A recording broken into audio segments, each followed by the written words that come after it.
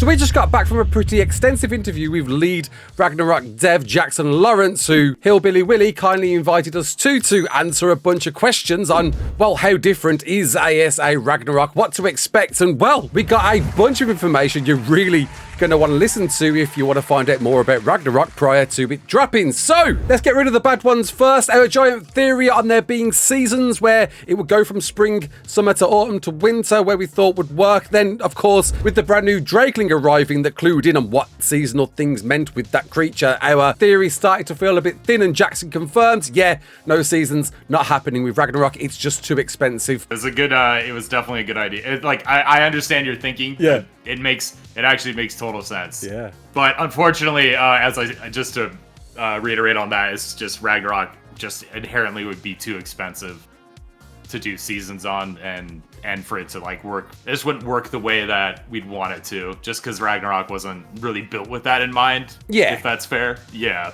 But to expect some sort of overhaul on weather effects, something they're very excited to see. And to be fair, every new Ascended revised map has brought in some crazy, awesome weather effects, and looking forward to seeing exactly what this is. With it possibly being somehow clued into the volcano, Jackson wouldn't go into too much about what this revolved around, but the active volcano you've known in ARK Survival Evolved, where it would spew out lava and change areas around it, seems to be added onto. Jackson wouldn't tell us any more about that, but did say to expect a revamped snow biome, the murder snow that's a bit of a nightmare to traverse and kind of plain really when you're walking around it. Jackson and his team wanted to make sure this new snow biome was a glorious sight to see. And in listening to feedback over the course of ARK Survival Ascended's history, where, there's been a few things we've encountered that seem to be reliant on Unreal Engine 5 and kind of hindered the visuals and aesthetics of ARK that really needed to be honed back into what we got with ARK Survival Evolved. And the team have listened to expect the clouds to look much different from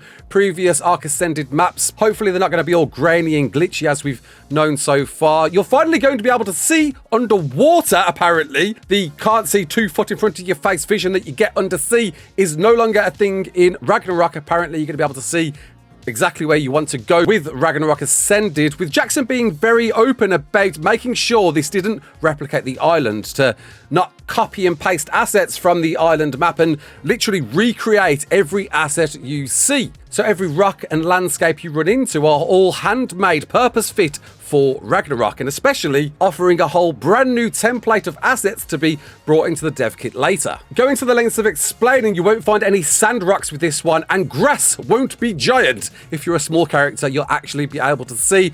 One thing in particular I have been so vocal about, and it's great to hear, we're going to be able to run around Ragnarok and see where we are going. Great to hear. With special attention on nanite meshes with this very first 5.5 ARK map. All coming together in Jackson's words to not expect anything like the island, not feel like you're walking around the island map, and in fact, more akin to something like a western feel. That was in Jackson's words. And in exploring, the lead dev explained, you're going to be rewarded. You're going to find plenty of new ruins to encounter, extra places behind waterfalls to discover, new Easter eggs and loot crate locations apparently, but was a bit ambiguous about that one, with a kind of vague answer when asked about repurposed artifact locations, because there's a handful of artifacts that are pretty easy to nab, and they've paid special attention to where these are located. And speaking of which, the brutal desert labyrinth that hides away 4 artifacts to obtain is apparently now more rewarding, but expecting more crazy stuff in there to encounter, with Jackson specifically saying, don't be mad at me.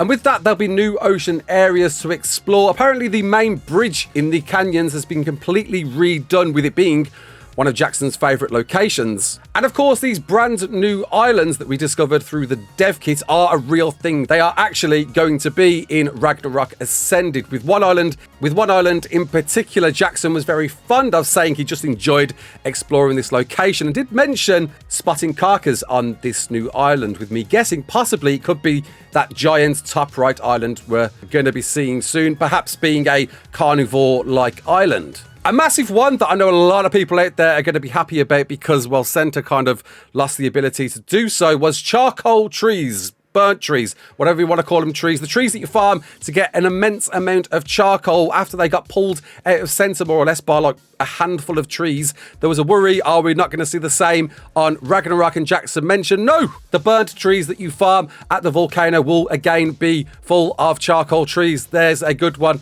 to note, especially with wyverns about on this one, a great way to farm charcoal. I'm sure you'll be happy to hear about that one. And speaking of wyverns, Jackson went into detail to explain that more ice wyvern spawns will be found on this, and with it more locations, with them rethinking how ice wyverns can stay near their nests so they don't get pulled away too much, and you can continue to get those ice wyvern eggs because they're a bit of a pain. They were a bit of a pain in ASE. Unfortunately, pyromanes will be on this map, much to Jackson's distaste and mine too.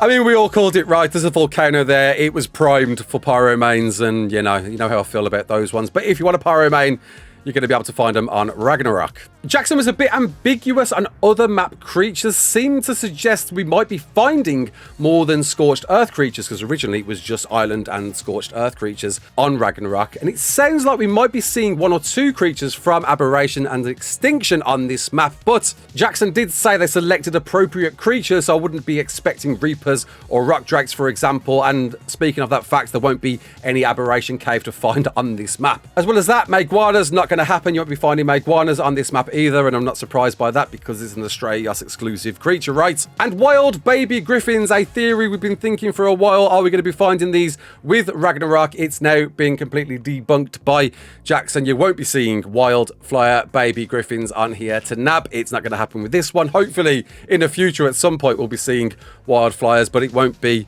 with this one. But Jackson went on to say, expect a whole new Ragnarok, with them keeping most of the caves you've known from ASE that are somewhat familiar but a little different from what you know. The Highland Cave will still remain where it is, and the Mushroom Cave that I know a lot of you PvPers like to hide out in will still be there with its giant big entrance too. And speaking of caves, the pitch black dark cave under the castle, you know, the one where you get lost in and can't find your way out, apparently that's had a rethink too. It won't be as pitch black as it used to be, and in fact more fun to explore, in Jackson's words. And did say not everyone is going to be happy about these new locations. So whatever that means, I guess we'll see. The point being there is possibly down to everyone's got their favourite spot on Ragnarok ASE, and I guess some people are going to get bummed out about these locations changing. But don't worry, when it comes out, hopefully tonight, we'll be doing a complete side-by-side comparison that Jackson himself said he was looking forward to, so pressure's on, I guess, with that one. With a few pictures shown on the PlayStation Store right now, not giving away too much, to be honest. I'm not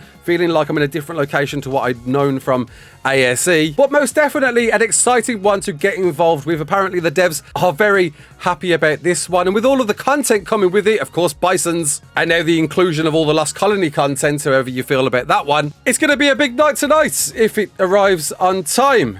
And there you go. Hope you enjoyed this one. If you did, or got any more questions, you never know, maybe Jackson will jump in and answer 1 or 2 more. Comment below, let me know. Until the next one, my name is Raasclark. Don't forget to like, share and subscribe, and as always, peace out.